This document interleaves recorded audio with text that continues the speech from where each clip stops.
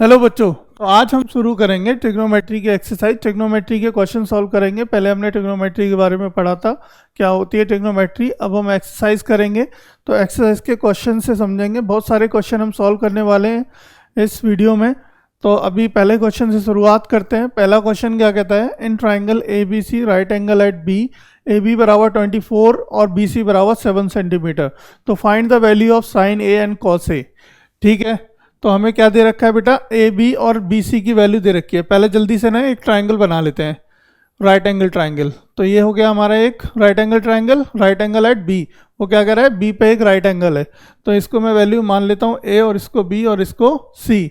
तो ये हमारी राइट एंगल के सामने वाली साइड क्या होती है, हाइपोटेनियस, बताया था हमने।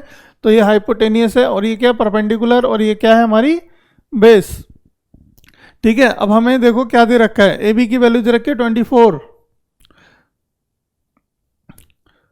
ए बी की वैल्यू क्या दे रखी है बेटा, 24 दे रखी है, और बी सी की वैल्यू दे रखी है 7 सेंटीमीटर।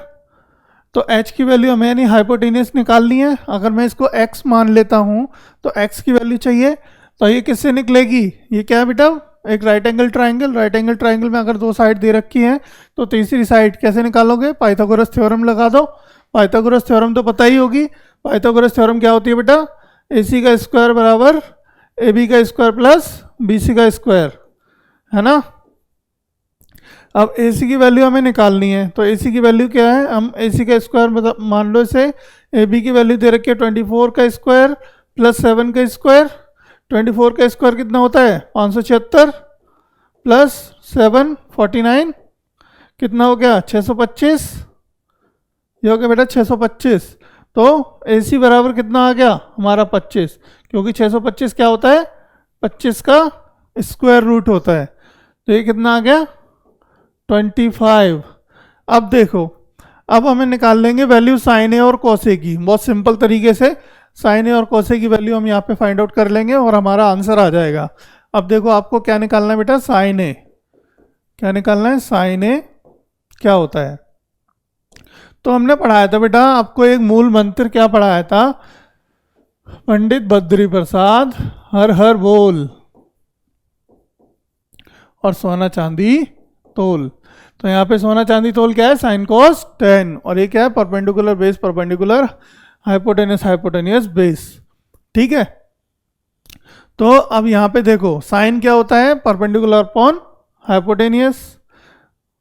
ठीक है, और आपका कॉस क्या है, बेस अपॉन हाइपोटेनियस, और टेन क्या है, परपेंडिकुलर अपॉन बेस।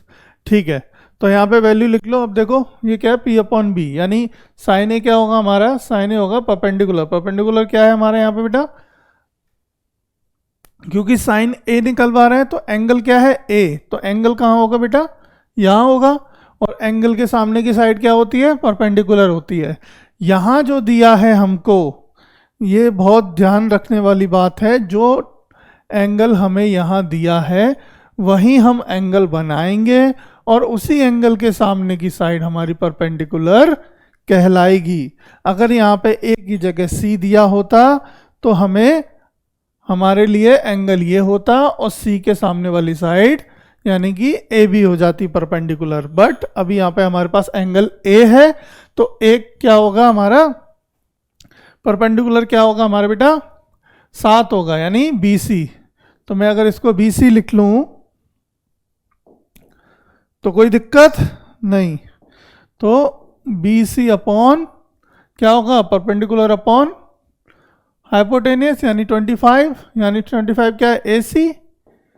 तो ये क्या होगा, साइन ए बराबर होगा बी सी अपॉन ए सी। अब बी सी की वैल्यू क्या है बेटा, बी सी की वैल्यू है 7, और ए सी की वैल्यू क्या है, ए सी की वैल्यू है बेटा 25, कितनी है 25। तो देखो साइन ए की वैल्यू आ गई 7/25, साइन ए की वैल्यू 7/25। तो ये पहला वाला, ये वाला हमें मिल गया एक, है ना। अब दूसरी निकाल लें, कॉस ए। कॉस ए बराबर हो गया क्या, कॉस क्या होता है बेटा, कॉस होता है बेस अपॉन हाइपोटेनियस। बेस क्या है, ए बी, तो ए बी अपॉन ए सी। ठीक है, तो ए बी क्या है 24/25। ठीक है, 24/25, ये भी आ गया, यानी कि ए ऑप्शन सही है। क्या है?